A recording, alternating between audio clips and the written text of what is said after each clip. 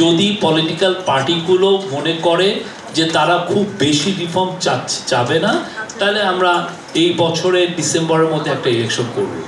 যেই গতিতে ইকোনমি যাচ্ছিল, এতক্ষণে এসে আমাদের রিজার্ভে $2 বিলিয়ন থাকার কথা ছিল, সেখানে আছে এখন 22 বিলিয়নের মতো। তো আমরা সেই জায়গাটায় আমরা we made a massive comeback. পুরো পদ্মা ব্রিজের উপরে তার এবং তার বাবার একটা বড় মুরাল, ওটার কত 117 কোটি টাকা। ইমাজিন দ্যাট, মানে এটা কোন দেশে আছি? তো ভাবতেই তো গা শিরে যায়। আপনি কি সাইফুজ্জামান চৌধুরী তার নিজের কারণে এই পুরো কর্ণফুলীর নিচে দিয়ে টানেল নিয়ে গেলেন 12,000 কোটি টাকা। ওইটা ওইখানে আপনি নিয়ে আনোয়ারা কই যাচ্ছেন? আপনি কি হেভেনে যাচ্ছেন নাকি আপনি চিটাগাং রোডে যাচ্ছেন? মানে একটা লোক রিপোর্ট করে না। আপনি দেখেন, আমরা কিন্তু দেখতেছিলাম যে আমরা একটা ভয়াবহ একটা ইয়েতে, তো এই যে একটা সমাজ ব্যবস্থা, এমন একটা ভায়োলেন্ট, একটা ব্রুটাল একটা ডিক্টেটরশিপ, একটা করাপ্ট ডিক্টেটরশিপ থেকে আমরা এই গভর্নমেন্ট, ইন্টারিম গভর্নমেন্ট, আমরা মানে ইন্টারিম গভর্নমেন্ট ক্ষমতা নিল। এবং প্রফেসর ইউনুস উনি প্যারিসে ছিলেন, তাকে ডেকে আনা হলো। তারা এসে যেটা দেখলেন যে এটা একটা মানে এমন একটা প্লেন কিনলেন, প্লেনটা শিওর একটা ক্র্যাশে যাচ্ছে। সেই জায়গা থেকে তারা এই এমন একটা জায়গায় আসছেন। এখন আমরা কি করছি? আমরা জিনিসপত্রের দাম কমেছে, দেশের যে টার্বুলেন্স ছিল সেটা গেছে, ভায়োলেন্স যেটা ছিল, একটু রিপ্রাইজাল অ্যাটাক ছিল, সেটা একদমই নাই। আমি বলবো যে ল অ্যান্ড অর্ডার সিচুয়েশন গত বছর এই সময় যা ছিল ঠিক এখন ঠিক সেইটাই আছে। আমি বলবো আমরা প্রতিদিন আমরা এই স্ট্যাটিস্টিক্স দিচ্ছি যে ক্রাইমের স্ট্যাটিস্টিক্স কীরকম। তারপরে ইকোনমি, আপনি যদি যেই গতিতে ইকোনমি যাচ্ছিল, এতক্ষণে এসে আমাদের রিজার্ভে $2 বিলিয়ন থাকার কথা ছিল, সেখানে আছে এখন 22 বিলিয়নের মতো। তো আমরা সেই জায়গাটায় আমরা we made a massive comeback. এবং যেটা সবার জন আকাঙ্ক্ষার যে জায়গাটা তৈরি আমরা করতে পেরেছি, সেটা হচ্ছে যে আমরা একটা রোড ম্যাপ দিয়েছি।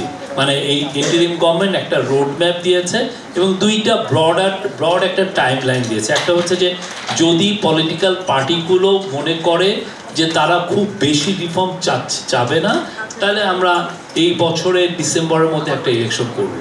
ম্যাজিক হার্বাল টুথপেস্ট দূর করে দুর্গন্ধ সৃষ্টিকারী দাঁতের সমস্যা। ইয়েস, দেখাও তোমার ম্যাজিক। আর যদি পলিটিক্যাল পার্টিগুলো মনে করেন যে না, এটা একটা ইন্টারিম গভর্নমেন্ট, একে দিয়ে আমি অনেকগুলো রিফর্মের কাজ করিয়ে নেই, আরও আমার রিফর্মটা লাগবে, সেক্ষেত্রে আমরা কি করব? আমরা আরও 6 মাস আমরা সময় নেব। তো আমাদের যে কাজটা, এই যে ইন্টারিম গভর্নমেন্টের কাজটা হবে ঠিক ফ্যাসিলিটেটর। আমাদের পুরো বাংলাদেশে একটা অনেস্ট ডিবেট হওয়া দরকার, ডায়ালগ হওয়া দরকার, যে আমরা আমাদের যে আগামী 100-200 বছরের পলিটিক্যাল সেটেলমেন্টটা কী হবে, আমরা কি কনস্টিটিউশন চাই, বা কনস্টিটিউশনের কি অ্যামেন্ডমেন্টটা আমরা চাই, বা আমরা পলিটিক্যাল ফিলোসফি কি আনতে চাই, বা আমাদের ইয়াং জেনারেশন কী ধরনের গভর্নমেন্ট চায়, বা আমরা ইলেকশন ব্যবস্থাটা কিভাবে করব, বা আমার পুলিশ ব্যবস্থাটা, পুলিশই সরকারের কতটুক কন্ট্রোলে থাকবে, পুলিশের কতটুক ইন্ডিপেন্ডেন্স পাবে, জুডিশিয়ারি কতটুক ইন্ডিপেন্ডেন্ট পাবে। আর আমাদের একটা হিস্টোরিক্যালি আমাদের গভর্নমেন্টগুলো জুডিশিয়ারিতে ইন্টারভেন করে আসছে, সেইটা ইনফ্লুয়েন্স থাকবে কি থাকবে না।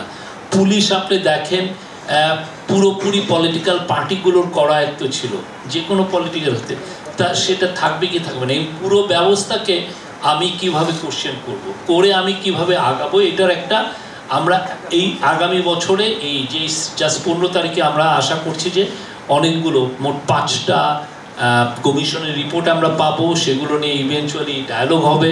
এবং ডায়ালগের পরে আমরা এই যে আগামী 50, 60, 100 বছরে যে বাংলাদেশটা চাই, সেই বাংলাদেশটার বীজ কি আমরা এই ডায়ালগের রোপণ করতে পারবো। এটা একটা খুব বড় একটা কাজ। এবং আমাদের রিকোয়েস্ট সবার প্রতি, আপনারা অস্থির হওয়ার দরকার নাই, আপনারা ডায়ালগে টেক পার্ট করেন। এইখানে যেরকম একটা ডায়ালগ হচ্ছে, আমাদের গভর্নমেন্টও সেই এইরকম ডায়ালগগুলো একটা কনসেনসাস বিল্ডিং কমিশন করা হয়েছে, সেই কনসেনসাস বিল্ডিং কমিশনের আওতায় সবার সাথে ডায়ালগ হবে এবং আমরা আশা করছি একটা ভালো আপনি কথাবার্তায় রেস্টলেসনেস ডাজন্ট ব্রিং এনিথিং। জি শফিক ভাই, আমার মনে হয় আপনার পয়েন্ট অফ ভিউ একদম ক্লিয়ার এবং আমরা অবশ্যই চাই যে অন্তর্বর্তীকালীন সরকার সফল হোক। আমার মনে হয় সকল রাজনৈতিক পক্ষ, অন্যান্য স্টেক হোল্ডারও সেই কথাই সেই লাইনে এবং আমরা আশা করি সেই ডায়ালগটা যখন আমরা রিফর্মটা যখন ইমপ্লিমেন্ট করতে পারবো, একটা ভালো ইলেকশন হবে, বাকি কাজটা গণতান্ত্রিক গভর্নমেন্ট যেগুলো আসবেন তারা এগিয়ে নেবেন।